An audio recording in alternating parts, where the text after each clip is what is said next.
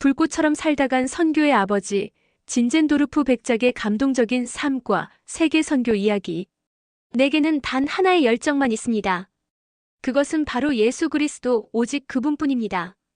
이 고백은 자신의 모든 부와 명예를 내려놓고 꺼져가던 세계 선교의 불씨를 거대한 횃불로 되살린 니콜라우스 루투비 폰 진젠도르프 백작의 삶을 관통하는 외침이었습니다.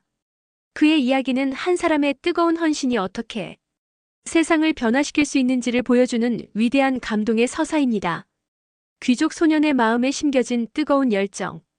18세기 독일의 유서 깊은 귀족 가문에서 태어난 진젠도르프는 남부러울 것 없는 삶을 보장받은 소년이었습니다. 그러나 그의 마음은 세상의 부귀영화가 아닌 오직 그리스도를 향한 사랑으로 가득 차 있었습니다. 경건한 신앙의 유산을 물려받은 그는 어린 시절부터 예수님께 사랑의 편지를 써서 창밖으로 던지곤 했다는 일화는 그의 순수한 믿음을 보여줍니다. 그의 삶을 송두리째 바꾼 결정적인 순간은 19세 되던 해 뒤셀도르프 미술관에서 도메니코 페티의 보라 이 사람을 이라는 그림을 마주했을 때였습니다.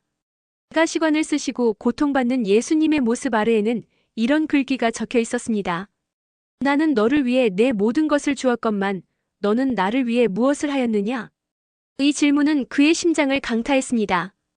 그림 속 예수님의 눈빛은 마치 살아있는 듯 그에게 말을 걸어왔고 그 순간 진젠도르프는 자신의 남은 생애를 오직 주님을 위해 살기로 굳게 결심합니다. 화려한 법관의 길 대신 그는 그리스도의 종이 되기로 선택한 것입니다. 박해받는 이들의 안식처 헤른후트 공동체의 탄생. 1722년 그의 나이 22살 때 종교적 박해를 피해 고향을 떠난 모라비안 교도들이 그의 영지를 찾아왔습니다. 진젠도르프는 이들을 따뜻하게 맞이하며 자신의 영지에 주님의 보호라는 뜻의 헤른후트 공동체를 세울 수 있도록 허락했습니다. 헤른후트는 단순한 피난처가 아니었습니다. 다양한 배경과 신앙을 가진 사람들이 모여 갈등도 있었지만 진젠도르프의 헌신적인 섬김과 눈물의 기도 속에서 놀라운 영적 부흥을 경험하게 됩니다.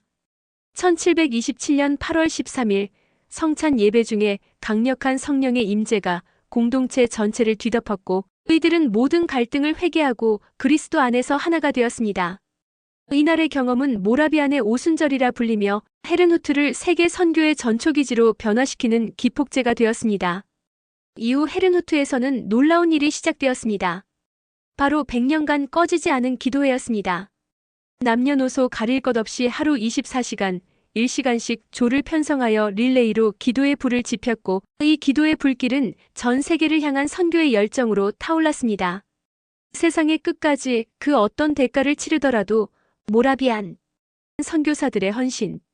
어느 날 덴마크 국왕의 대관식에 참석했던 진젠도르프는 서인도 제도에서 온 흑인 노예와 그린란드에서 온 에스키모인들을 만납니다. 복음을 듣고 싶어하는 그들의 간절한 눈빛에 큰 충격을 받은 그는 헤른후트로 돌아와 이 소식을 전했습니다.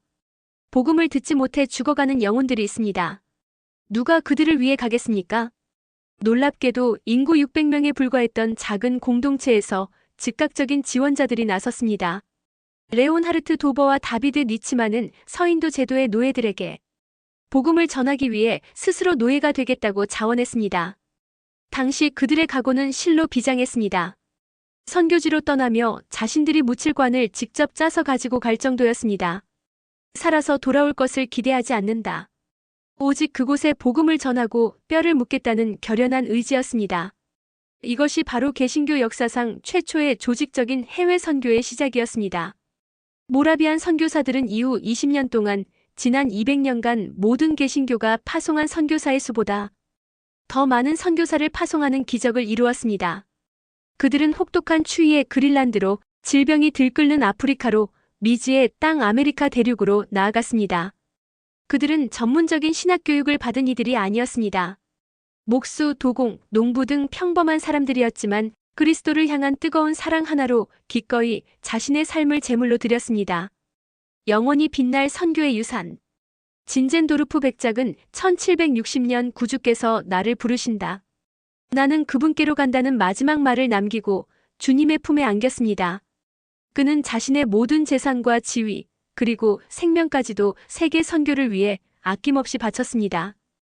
그가 남긴 것은 단순히 선교사를 파송한 기록만이 아닙니다. 그는 가슴에 종교를 강조하며 차가운 교리가 아닌 살아계신 예수님과의 인격적인 만남과 뜨거운 사랑이 선교의 원동력임을 보여주었습니다.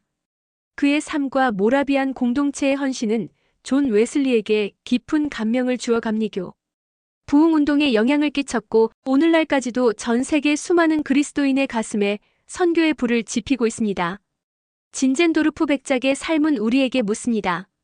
나는 너를 위해 내 모든 것을 주었건만 너는 나를 위해 무엇을 하고 있는가? 그의 감동적인 이야기는 안일한 신앙에 머물러 있는 우리를 깨우며 한 영혼을 향한 뜨거운 사랑과 헌신이야말로 세상을 변화시키는 가장 위대한 힘임을 영원토록 증언하고 있습니다. 감사합니다. 하베스트 대학교 선교대학원